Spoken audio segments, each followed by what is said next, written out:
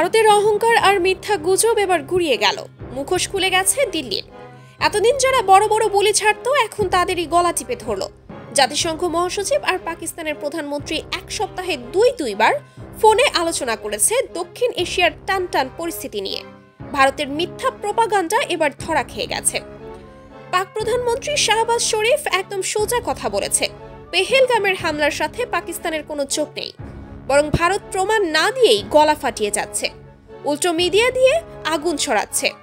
পাকিস্তানে শোক, জঙ্গিরা মারা যাচ্ছে, তাদের শ্রাদ্ধ করছে বাংলাদেশের বন্ধুরা।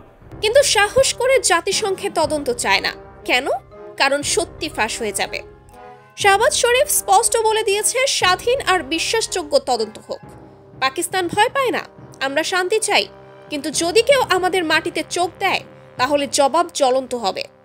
জাতিসংঘ মহাসচিবও দিল্লিকে ইশারা করে সাবধান করেছে, এটা যুদ্ধ লাগানোর সময় না, এখনই মাথা ঠান্ডা না করলে পুরো অঞ্চল আগুনে পুড়ে যাবে।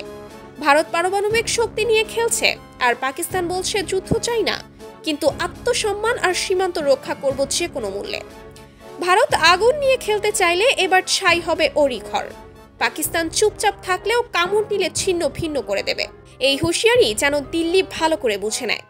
এখন পুরো দুনিয়া দেখছে কারা শান্তির নামে ড্রামা করে আর কারা সাহস নিয়ে সত্যের পাশে দাঁড়ায়।